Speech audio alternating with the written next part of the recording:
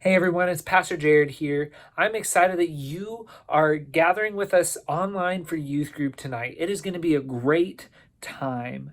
Before we begin youth group, I have one quick announcement, and it is this. I need a drum roll though. Give me a drum roll. All right. It is that next Wednesday we are going to be gathering together for youth group. I am so excited. It's going to be outside, down in the pavilion, weather permitting, and we're going to be gathering in person for youth group. So there are going to be some guidelines. We're going to still be keeping physical distancing, all those things. And so I've created another YouTube video with this information. I encourage you all to watch that to prepare for gathering together for youth group. It's going to be super exciting. I can't wait to see you all in person. Well, now let us begin our youth group time by watching this video by Grace and Haven.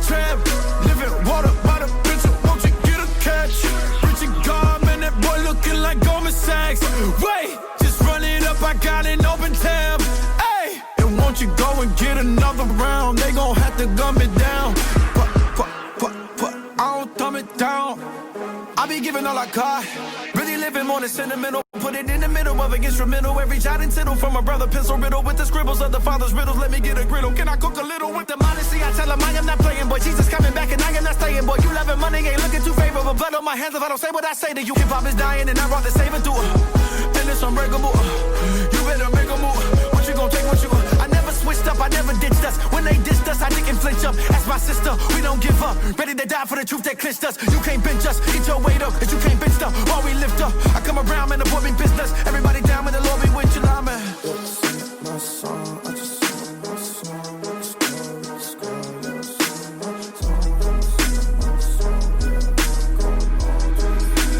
This is not a drill, it's a real attack. For the squad and affiliates. I make it epic, come in the air. You're playing with me, I go really bad. All 19, promise they gon' need to hold me back. Welcome everybody to youth group. We're so glad you've joined us tonight. Welcome to the worship part of this youth group. We're going to sing 2 songs tonight and then we'll get into our lessons.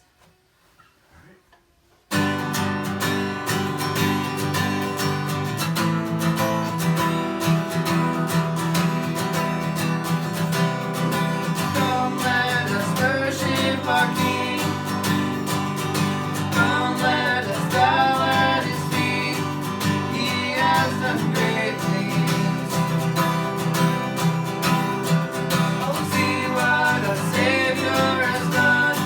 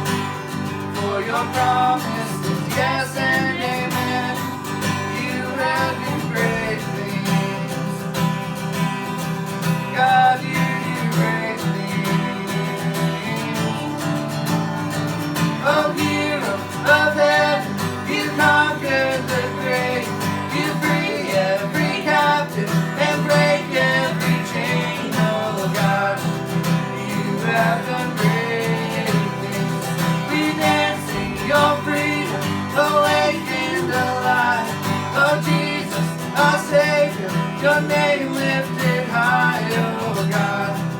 You have done great things.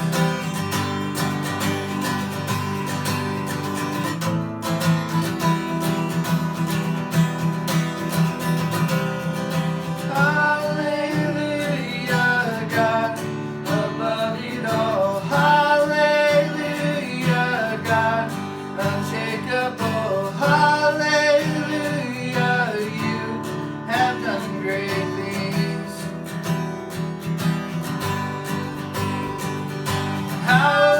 Hallelujah, God, above it all. Hallelujah, God, unshakable. Hallelujah, you have done great things.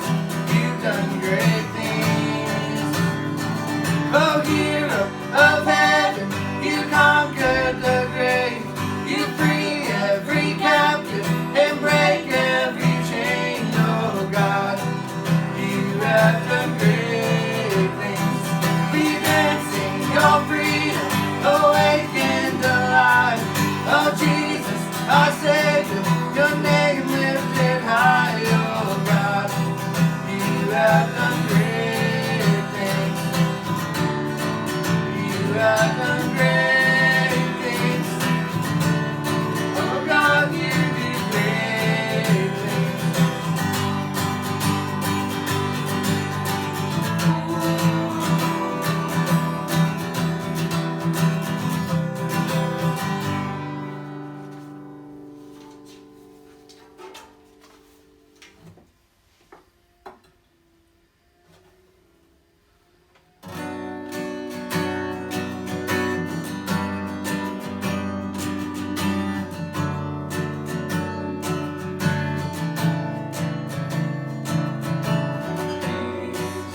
Bring it all to peace. Storm surrounding me, let it break. At your name still, call the sea to still, the raging weed is still, every wave. At your name, Jesus, Jesus, you make the darkness tremble. Jesus, Jesus, you silence fear. Jesus, Jesus, you make the darkness tremble. Jesus, Jesus. Breathe, call these bones to live, call these lungs to speak once again. I will praise Jesus, Jesus. You make the darkness tremble. Jesus, Jesus. You silence fear. Jesus, Jesus. You make the darkness tremble. Jesus, Jesus. Your name is a light that the shadows can't deny. Your name cannot be overcome. Your name is a light forever lifted high. Your name cannot be overcome. Jesus, Jesus, you make the darkness tremble. Jesus, Jesus, you silence fear. Jesus, Jesus, you make the darkness tremble. Jesus, Jesus.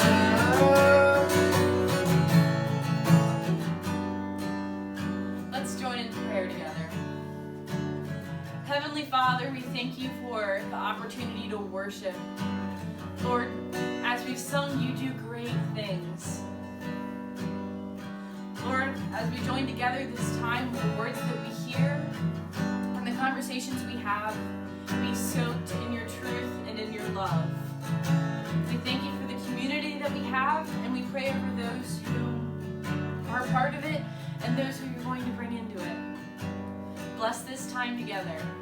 In your name we pray. Amen. Hey everyone, welcome to the second week of the series that we've just started, where we're talking about what to do when you don't know what to do. Last week we talked about families and what life looks like being together, and this week we're talking about the moments where you feel like you have no options and you're trapped. During this pandemic and during time being away from my friends, I've been texting a lot more because I'm not able to communicate in person. And with that, I found a whole new style of texting with using lots of emojis and GIFs. See, you may all have that friend, you may be that friend that texts fully in emojis and explains everything that they're doing with the little emojis. And one of my favorites is the laughing, crying emoji. It's pretty popular, but it expresses so much how I feel when I hear something funny or someone makes a joke. There's also the blushing, smiling one that shows that like things are pretty happy, but I'm not quite crying, laughing. And maybe sometimes you use the green face one that was disgusted or is like sick and grossed out. And whether you use GIFs or emojis or all of the above, emojis and things like that help us communicate how we're feeling without using words. And one that works pretty well for what we're talking about today and in Joseph's story is the shock emoji. The emoji where the mouth is wide open and the eyes are wide in bewilderment and in such an unexpected circumstance. And this emoji is usually a part of a text or a message that is something shocking in a pretty bad way. These texts, these messages, these things that are communicated to us usually catch us off guard and come out of nowhere. You may have experienced one of those catching you off guard, shocked moments in your life. Maybe it's something that rocked your world, something that caught you off guard, that makes you feel uncertain, or even causes you a lot of hurt. Maybe for you, it's news about a move, that your parents got a new job and you're going to live somewhere else. Maybe it's an injury at the beginning of a sports season that you were really excited to play in. Or maybe it's plans being canceled during quarantine for the end of the school year into the summer. Whatever it looks like in your life, it's difficult. And these experiences that come out of nowhere make it really difficult for us to know how they're going to make us feel until we're in that moment. And because we don't know exactly how we're going to feel, it's difficult to know how we're going to respond when things that come out of nowhere hit us. Maybe you'll be surprised at how well you handle things, or you'll be surprised by how much it tears you apart. Maybe you'll feel really close to God and be able to feel God in a new way. Or maybe you'll wonder where God is at all. As we've talked about recently, we're all wired differently. Last week we talked about how we each play a unique role in our family dynamic because of our strengths and our talents that are given by God. And in this week we understand that because we're all made uniquely, that also means that we all experience hurt differently. You may be realizing this as you and your family go through this pandemic. As things get closed and canceled, as plans have to change, you may be realizing that you react differently than your siblings or your parents or your grandparents. When life hurts, we find ourselves wondering what to do next.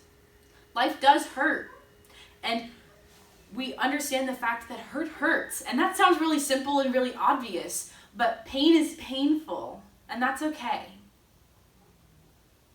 When we wonder what to do next, we can look at the story of Joseph as an example. Joseph is one of the most famous people in the Old Testament, and as we started to talk about last week, Joseph has some family drama, which he definitely played a part in creating. Joseph was his dad's favorite child and got lots of special treatment compared to his siblings. Joseph had these vivid dreams that showed his family, including his parents, bowing down to Joseph out of honor and respect. Joseph being one of the younger ones of his siblings, that's a very big statement and a very countercultural statement that made his family really angry. So how did his family respond to the favoritism and to the dreams and to the special coat? that Joseph was given by his father. Let's look at some scripture. I'm going to be reading Genesis 17 through 22. They had moved on from here, the man answered. I heard them say, let's go to Dothan. So Joseph went after his brothers and found them near Dothan.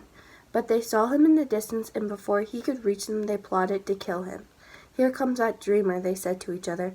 Come now, let's kill him and throw him into one of these cisterns, and say that a ferocious animal devoured him.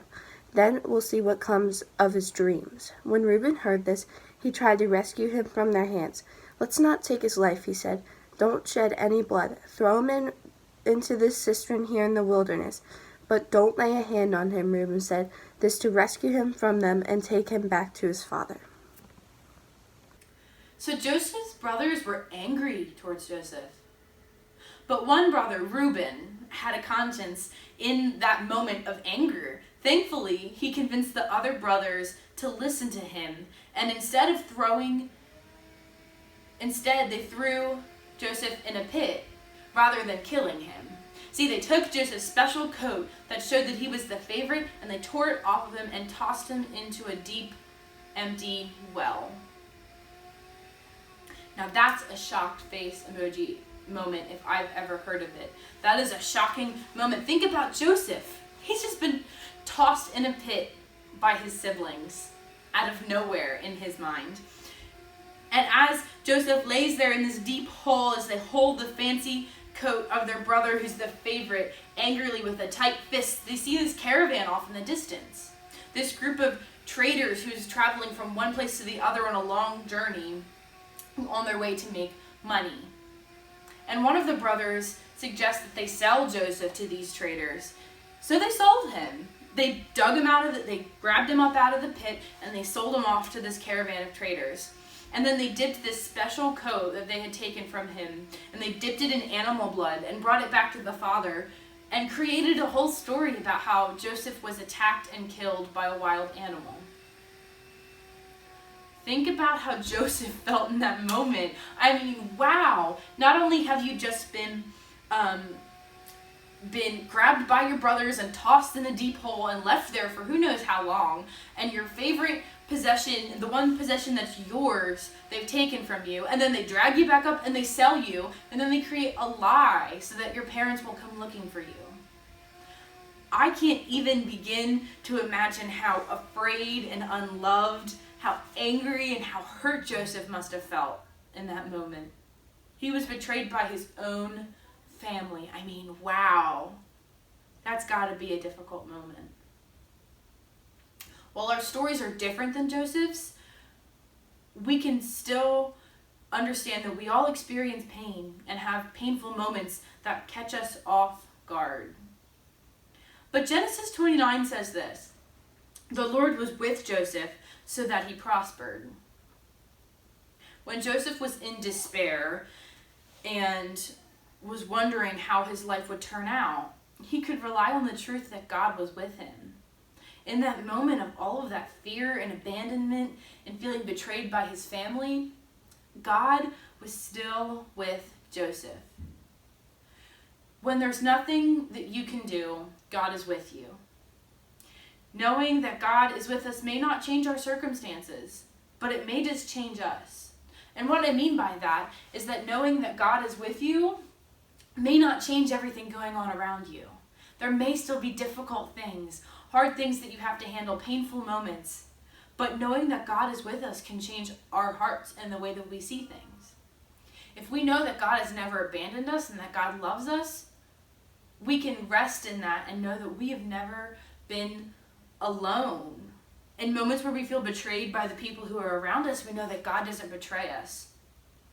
And as we think about the story of the Bible, we know that God has used people and used painful moments and redeemed them and made the story something new. And who are we to say? God could definitely be using that in our lives too. So in this time where we don't know what to do, there are a couple things we can do in the meantime.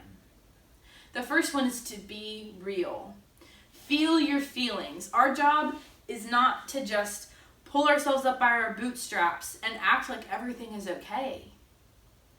God is big enough to handle our doubts and our questions. God is not shaken by our frustration or our times of questioning. In fact, that's important to have as you wrestle through difficult things, through painful moments. We see examples of this in the Psalms and in Lamentations. People of the Bible who are writing these moments where they're saying, God, where are you? Or God, what are you doing? Or God, I feel alone. And those are okay. God is not scared by our questions, by our fears. But we can trust in God. And we can also remind ourselves that God is with us. See, Joseph's story isn't over. And spoiler alert, he didn't end up in the same place that he's feeling in that moment when he's sold into slavery. God's going to do big things in his life. And Joseph didn't know that in that moment. Joseph was still in a painful moment, and knowing that God is going to do great things in the future doesn't immediately take away the pain. We have these feelings, and it's okay to sit in them, but we remember that God is with us and that we have a story that's continuing, and that our story is not over the second that we feel pain or hurt or confusion or the second that we feel trapped. Our life will be full of moments where we don't know what to do about our pain. We will all want to insert those shock face emojis in those moments in our lives where there is just nothing that we can even think about to logically do. But in those moments, it's important to know that when you don't know what to do, God is still with you. Guys, I'm really excited to have conversation about this, so don't forget we're going to be having a Zoom right after this, and we're going to jump in to some discussion and some games together, and I can't wait to see you guys there.